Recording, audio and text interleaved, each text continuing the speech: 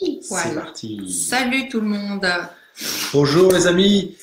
Eh bien, ça faisait donc plus de 15 jours que c'était pas vu. Donc, on a décalé parce que dimanche soir, c'était vraiment pas très pratique. On était sur Paris, donc on a préféré vous faire ça le lundi, On est revenu en tranquillement. Bretagne, donc On est avec en avant. Bretagne, donc on est en Bretagne, donc ça peut ne pas marcher, comme je disais. Il peut y avoir des Voilà. coupures ou des espèces de trucs un peu Exactement. bizarres dans le flux, mais bon.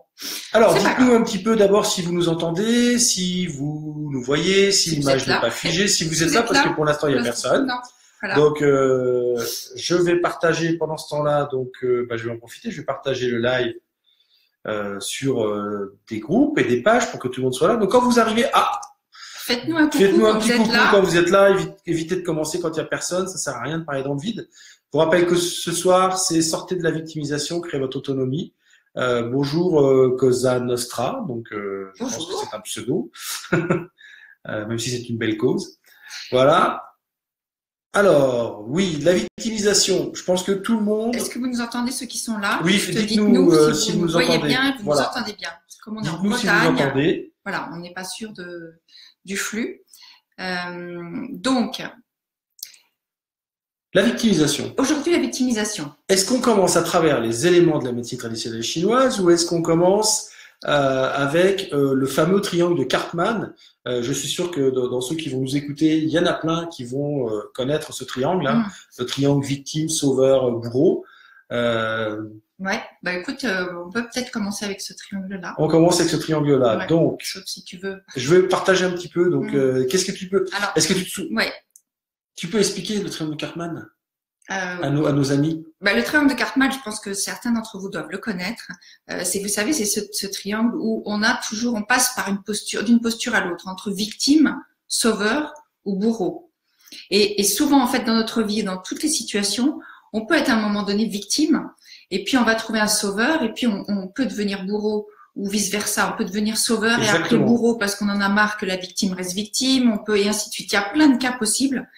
Mais on évolue dans ce triangle. On reste pas statiquement à la même place. Normalement. On devrait évoluer dans ce triangle. On ne devrait pas rester à la même place. Voilà. La problématique de la victimisation, c'est qu'on reste victime. Alors, comme tu expliquais, il y a le rapport sauveur-victime, bourreau-victime. Donc, évidemment, la victime attire toujours des bourreaux parce que le bourreau, il voit une proie facile. Donc, lui, ce qu'il veut, le bourreau, généralement, dans ces cas-là, c'est remonter sa propre estime. Hein, la victime a une estime d'elle qui est très basse, lui aussi. Mais comme il est plus faible, il va en profiter, il va le mettre encore plus bas. Et il se sentira comme ça, lui il va se sentir plus fort. Pour remonter, en fait. Pour lui se sentir avec une bien meilleure estime. La problématique, c'est que plus vous êtes dans un comportement de victimisation, plus vous attirez les bourreaux. Et donc, à chaque fois, qu'est-ce qui se passe finalement? Vous dites, vous voyez, c'est vrai ce que je dis, j'ai pas de chance, j'attire toujours des gens qui me veulent du mal, j'attire toujours des gens qui me frappent, j'attire toujours des gens qui m'insultent, j'attire toujours des gens qui me truandent. Mais parce que vous êtes dans cette posture de victimisation. Parce qu'énergétiquement, il y a quelque chose en vous qui fait que vous restez dans cette posture-là et que en face, même si vous n'utilisez pas forcément les mots, quoique si en général on utilise, mais il y a énergétiquement une posture qui fait que vous allez attirer des gens qui sont sur la même fréquence vibratoire que vous, donc au même niveau énergétique que vous. Oui, parce qu'il y a ce que l'œil voit, et vous voit la posture. Souvent, les gens un peu victimes sont un peu comme ça. Tu comprends, mais à chaque fois que je fais ça, donc on a cet aspect voûté, un petit peu les épaules qui portent la misère du monde, et ça se détecte tout de suite, et puis ça envoie, comme tu dis, des vibrations. Alors, la problématique aussi, c'est que cette victime, elle attire des bourreaux et des sauveurs, mais même les sauveurs, ils viennent pas pour vous, ils viennent pas pour la victime, ils viennent pour eux, parce que eux, ça leur fait du bien de sauver quelqu'un. Là encore, ça remonte leur estime. Alors, je ne dis pas qu'il n'y a pas des gens qui vont aider les autres juste pour les autres, évidemment, mais ça se voit très vite. Et puis très vite, ces gens-là, si ceux qu'ils aident ne font pas d'efforts, ils passent à autre chose. Ou ils deviennent bourreaux. Voilà, ou ils deviennent bourreaux. Et c'est là où généralement la victime dit mais tu vois comme tu me lâches. Mais bon, voilà. En fait, la victime trouve toujours le moyen, vous le constatez, de renvoyer la faute sur l'autre. Voilà, donc c'est vraiment quelque chose. Alors, au niveau des éléments de la médecine chinoise, on dit un petit bonjour à tout le monde avant. Donc il y a Nati qui est là, il y a donc Manuel, salut Paul, salut Émilie, Casa Nostra, donc à qui on redit bonjour, qui était là au début. N'hésitez pas à nous dire d'où vous êtes, ce que vous faites, comment ça va, si vous nous entendez bien, etc. Mais je crois que c'est 5 sur 5 nous a dit Cosa Nostra, donc Voilà. Alors, si vous avez des questions sur la victimisation, si vous avez si vous connaissez quelqu'un qui est dans ce système-là. Des exemples aussi, peut-être que certains d'entre vous sont potentiellement là-dedans. N'hésitez pas à poser vos questions, à mettre vos remarques, et on va essayer d'y répondre le mieux possible. Pendant ce temps-là, je continue en même temps. Donc, les éléments. Donc, moi, je vais vous le donner un peu au niveau du point de vue de la médecine traditionnelle chinoise. On est vraiment dans un manque de terre, de l'élément terre, potentiellement un peu aussi de métal, parce que finalement la terre, c'est vraiment cette capacité à digérer et à transformer les événements qui nous arrivent dans la vie, donc les défis de la vie. La pensée taoïste, elle n'inclut pas du tout la victimisation, c'est-à-dire qu'on est toujours responsable de ses choix. Oui, c'est-à-dire que voilà, c'est ça, on est responsable de ses choix. C'est pas écrit qu'il existe des victimes, non, c'est la faute de personne, c'est vous qui êtes responsable du choix, soit de ne rien faire pour en sortir, et ce qui est sûr et certain, c'est de ne rien faire pour changer votre comportement, vos attitudes et votre façon de penser, votre psychologie pour réfléchir. Donc ça, c'est quelque chose d'important, et c'est une des choses effectivement qu'il va falloir toucher en premier. Donc voilà, donc c'est vraiment la rate qui est assez faible en fait, parce que c'est vraiment elle qui a la capacité de transformer. C'est l'estomac qui digère et la rate transforme. Donc on a une vraie faiblesse de cet élément et de la rate en particulier. Avec donc ça peut être aussi, il peut y avoir des problèmes digestifs, il peut y avoir différentes notions physiques qui vont avec, bien sûr, parce que finalement tout ce que votre mental envoie comme énergie, votre corps après va le retranscrire d'une manière ou d'une autre. Si vous ne voulez pas le comprendre, votre corps va vous le faire savoir autrement. Et là ça fait mal. Le drame. Ça fait très mal. Le corps, quand c'est, de toute façon, je vous dis, une des conséquences, c'est d'être voûté. Vous voyez ces gens qui sont un peu voûtés, et au bout d'un moment, quand ça fait 10 ans que vous êtes là-dedans, cette position-là, je peux vous dire que ça va pas être facile à enlever. Alors, une technique pour justement sortir de l'énergie de la victime quand vous êtes alors on va considérer que ceux qui sont dans cette victimisation ont envie d'en sortir. Oui. Donc une première chose à faire, c'est ils en sont conscients, ils ont envie d'en sortir. Nous, on a envie de s'adresser aux gens qui sont conscients et qui ont envie de s'en sortir. Les autres, il y a des tas de vidéos à regarder, vous pouvez continuer d'être victime. Donc c'est de vous redresser. Si vous allez dans une soirée, si vous allez dans un congrès, si vous allez au cinéma, si vous allez dans la rue vous promener, redressez-vous, ouvrez la cage thoracique, respirez et regardez les gens. Regardez les gens, regardez autour de vous. Vous allez me dire, oui, mais justement, moi, c'est pour ça que je suis victime, parce que j'arrive pas à faire ça. On le sait, c'est pas facile, c'est compliqué. Changer, c'est difficile. C'est vraiment la chose la plus dure au monde. Bien sûr. Changer ses habitudes, c'est quelque chose de très dur, on le sait. Donc, il y a Manuel qui nous dit, le manque de joie de vivre, c'est évidemment un manque de feu. C'est quelqu'un, complètement raison Manuel, c'est quelqu'un qui a plus la capacité de prendre du recul. Et le feu, pour ça, il est fort. Il est capable de prendre de la distance, de s'élever. Il est embourbé, en fait. Il est embourbé dans la terre. Voilà. Et il est embourbé dans tout ça. Et voilà, exactement. Donc c'est oui, complètement. Et alors, j'ai aussi, quand je réfléchis finalement à cette victimisation, donc non seulement il y a cette faiblesse de cet élément terre, mais il y a aussi, à mon sens, un peu de faiblesse de l'élément métal. L'élément métal qui est la structure, mais qui est aussi finalement notre enveloppe. C'est ce qui délimite à la fois nos organes, donc la peau pour rapport à notre corps, et puis aussi toutes nos émotions, donc notre enveloppe énergétique. Et il y a une faiblesse de cette enveloppe-là, de cette protection. Donc finalement, on n'arrive pas à dire non. On est touché partout, on se laisse envahir dans son espace personnel, on n'arrive pas à dire non et à repousser les gens. C'est la fameuse bulle dont tu parles, qu'on est capable de bulle énergétique, pas se mettre dans sa bulle. C'est cette bulle énergétique qu'on a autour de nous, finalement, qui tout le monde peut rentrer. Et tout peut rentrer, c'est pas tout le monde d'ailleurs, c'est tout peut rentrer. Et on est touché partout, on est blessé par beaucoup de choses.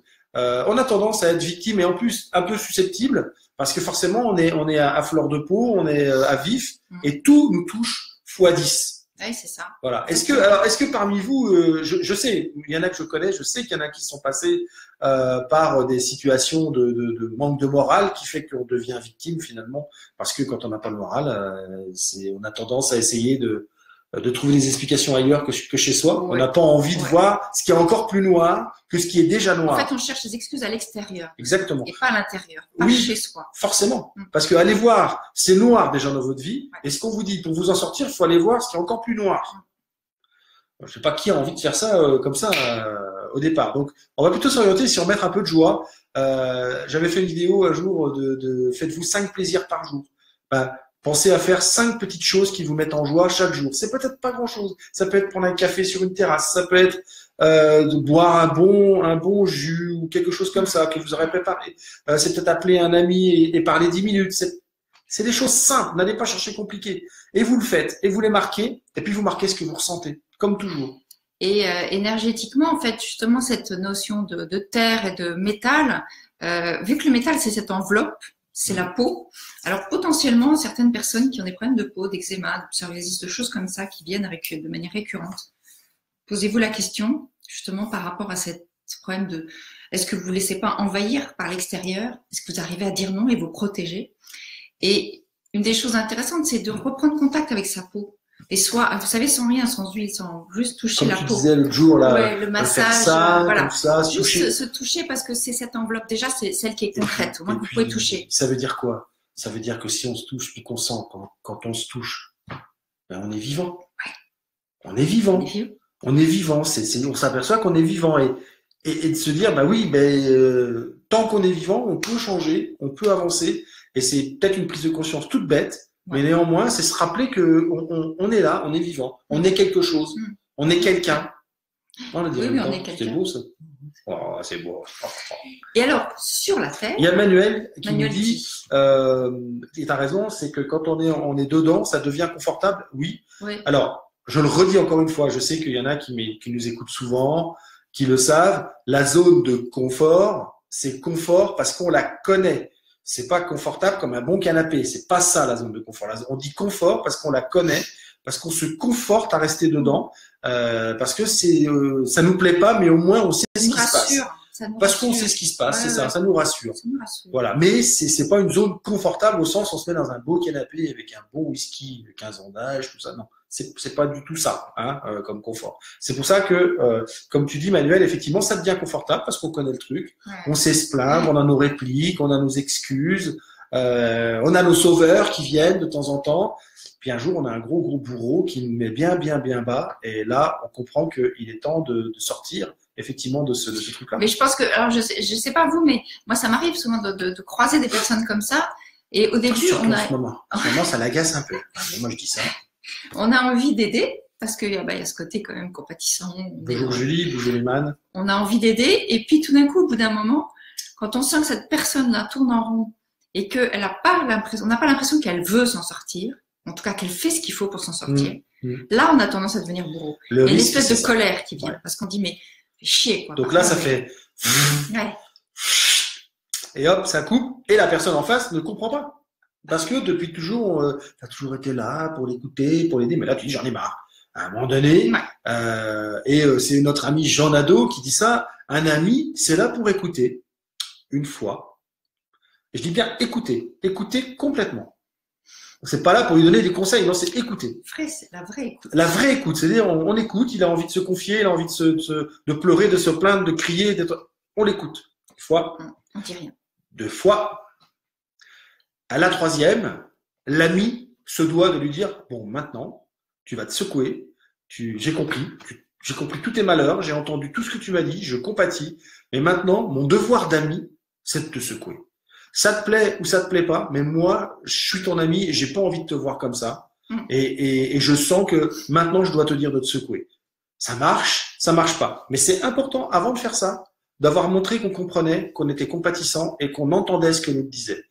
Une fois que vous avez fait ça, il faut passer à la vitesse supérieure. Il y en a qui nous suivent, qui sauront de quoi je parle. Une bonne mine de temps en temps, croyez-moi, ça fait le truc qu'on regardait. On aime bien regarder, vous savez, Got Talent, parce que dedans il y a des trucs extraordinaires, des moments extraordinaires. Et il y a eu un moment, on a regardé aujourd'hui, un petit garçon qui se met à chanter, genre 13 ans. Devant toute une salle avec le jury. Puis il y a le brun là, je sais pas comment il s'appelle, Simon là, qui est très costaud, qui est vraiment très qui taille. Hein. Le petit garçon se met à chanter et au bout de 35 secondes, on voit Simon qui fait ça et qui fait stop, arrêtez tout. Vous imaginez vous, on vous fait ça, vous êtes en train de chanter, en plein milieu d'audition, on vous fait stop, on arrête tout Et il dit au petit garçon, tu chantes faux. C'est pas la peine, tu chantes faux, c'est moche. Tu y es chantes pas. faux, Tu y es pas du tout. Tu y es pas du tout. Et il lui dit, tu sais chanter autre chose? Et le gamin, il dit oui, Michael Jackson, je crois. Ouais, mais avant, je voudrais vous poser une question. Qu'auriez-vous fait, vous, si devant toute une assistance, vous êtes en train de démarrer votre truc et il y a un des jurys qui fait stop, arrête, c'est nul. Imaginez-vous, qu'auriez-vous fait? Je serais curieux de connaître votre réaction. Eh bien, la réaction du petit garçon de 13 ans a été extraordinaire. Il a dit, oui, j'ai chanté ça, autre chose, et il s'est mis à chanter, et il a tout ravagé. Et là, il a chanté. Il a été extraordinaire. Et le Simon, ben, il avait obtenu ce qu'il voulait. Et il voulait que le petit se dépasse. Il voulait que il aille encore plus loin que ce qu'il était capable de faire. Et ben, quand vous avez quelqu'un en face de vous comme ça. Il y avait un truc en plus dans le regard de ce gamin. Il y avait comme un peu de défi, la fierté et du défi. Il était fier et il est allé au bout de ce qu'il pouvait faire et il a donné un truc de folie, quoi. Mais on sent dans ses yeux, c'était juste incroyable. Dites-nous un petit peu ce que vous en pensez. Vous qu'auriez-vous fait? Dans quel état auriez-vous été? C'est intéressant de se confronter à ce genre de choses et de voir si on est capable de réagir, parce que c'est pas forcément facile. C'est pas facile de réagir. Vous savez, c'est cette terre quand elle est humide et que vous savez quand il a bien plu. Enfin, d'avoir une réaction constructive, c'est ça qui est difficile. On peut réagir. Il aurait pu se mettre à pleurer et puis sortir de là et puis rien faire. C'est ça. Mais une réaction constructive qui amène à quelque chose de plus beau que ce qu'il y avait avant, ça c'est énorme. Moi, j'étais impressionné par ce petit garçon de 13 ans. Il m'a bluffé aussi. Franchement, c'était. Et surtout son regard. Il n'a pas hésité une seconde. Il s'est pas laissé démonter du tout. Ça aurait été tellement facile de tomber dans la victimisation. Pourquoi on fait ça? C'est pas juste. Ça aurait été tellement facile. C'est un petit garçon de 13 ans. Tout le monde lui aurait pardonné de tomber là-dedans. Et lui, il l'a pas fait. Alors quand je vois des adultes qui, dans ce genre de situation moindre, c'est-à-dire que là, c'était devant au moins 5000 personnes, font ça en disant, en accusant l'extérieur qu'ils n'avaient pas de chance, que c'est pas juste, qu'on n'a pas le droit de faire ça, etc. Vous vous dites, waouh, hein? Qui est-ce qu'on doit? C'est la faute des transports, de la météo, oui, voilà, je sais pas qui, de la chien qui a aboyé le matin puis qui l'a réveillé plus tôt, Ouais. tout ça. Enfin, on a toujours de très bonnes excuses. Salut Grégory, Nati qui nous dit, alors par rapport à cette histoire, je me liquéfie sur place, en plus de vous. Et plus de voix, c'est sûr. Déjà qu'avant, c'était pas bon. Alors là, et enfin, peut-être plus maintenant, mais bon, je continue, j'aurais eu du mal. Si je continue, j'aurais eu du mal. Et c'est là où c'est. C'est pas facile. Moi, je sais pas ce que j'aurais fait en fait. Fermez vos yeux. Moi, j'aurais fait ça. Mais j'aurais pas eu la bonne réaction. Oui, mais tu aurais fait ça et tu te serais barré? Non, je ne serais pas barré. Okay. J'aurais pété la gueule avant. Non, je plaisante. Je pense que j'aurais été liquéfié. J'aurais été très énervé, mais je pense que j'aurais essayé de faire autre chose quand même. Oui, parce que si tu es venu là, c'est quand même parce que voilà. Quand je m'engage, je me désengage pas facilement. Donc, mais bon, après, moi, j'ai eu un passé de sportif de haut niveau et j'ai été confronté à des situations de stress, d'enjeux, etc. Peut-être que ça m'aide, sûrement d'ailleurs. Donc, vous aussi, peut-être, vous avez eu des expériences par le passé qui vous ont donné des forces comme ça. Et si vous avez été dans ce genre de situation de victime, en fait, vous sentez que vous avez été victime, comment vous en êtes sorti? Qu'est-ce qui vous a motivé à bouger, en fait? Ça m'intéresse de savoir. Parce que, comme je disais tout à l'heure, cette histoire de terre où on est embourbé, donc, ce que je disais, c'est que quand il pleut beaucoup, vous regardez, ça fait un bourbier, la terre. Et vous mettez vos pieds dedans, mais vous n'arrivez pas à vous en sortir, vous savez. Les bottes, ça fait excellent, c'est ça. Et ça nous tire dedans, en fait. Donc, qu'est-ce qu'il faut à ce moment-là pour en sortir? Mais j'ai quand même souvenir, ma chérie, j'appelle ma chérie, c'est normal, hein. J'ai quand même souvenir d'une expérience il y a peu de temps dans ton dernier Roland-Garros, où il y a quand même eu plus de jus pendant une journée, presque, et où t'as pas perdu ton or du tout. Non. Et pourtant, c'était la catastrophe, là où toi tu étais. Donc, tu vois que tu es capable. Ah, mais je pense qu'on est tous capables. Alors, on est peut-être pas capable devant ce genre de truc parce que c'est pas notre truc de chanter, donc on se dit qu'il ferait, mais finalement, dans notre pratique d'excellence, je suis sûr qu'on est capable. Donc, Julie, tu dis, moi aussi, j'aurais du mal. Réfléchis. Si tu es dans ton excellence, est-ce que tu aurais du mal? C'est ça qui est important. Grégory aussi, là, qui coupe les cheveux, mon coiffeur, il est là. Yes. Est-ce que quand on est dans son excellence et on sait qu'on est en train de faire quelque chose qu'on maîtrise bien, est-ce qu'on n'est pas plus proche d'être réactif que de subir? Et alors, ce qui est intéressant, c'est qu'il y a aussi une notion de, moi, cet exemple dont tu parles, Roland Garros, j'étais responsable de cette zone télé de 2500 personnes et de cette électricité qui tombe et que il faut absolument qu'il y ait un signal de télé qui sorte. Donc, à un moment donné, quand je suis responsable, je sors de mon rôle de victime. Oui. Tout à l'heure, je vous ai dit, en fait, on est responsable de ses choix. Mais responsable, c'est être capable de réponse, tout simplement. C'est pas genre on te tape dessus, etc. Non, ok, c'est toi qui a. Moi, je veux dire, c'était moi à ce moment-là qui endossais ce rôle-là de gérer cette zone télé et de finalement de m'engager à ce que les diffuseurs aient un signal de bonne qualité au bon moment, etc. Voilà, mais ça aurait été facile de faire la victime et de dire c'est pas ma faute, il n'y a pas de courant, j'y peux rien, c'est pas moi et tout. Non, c'est moi. Et en fait, je vous encourage tous. Je vous encourage tous à développer cette capacité à rester quoi qu'il arrive. Ouais. Et c'est quoi rester? C'est assumer que vous avez fait quelque chose qui n'allait pas et de rester là et d'être prêt à recommencer.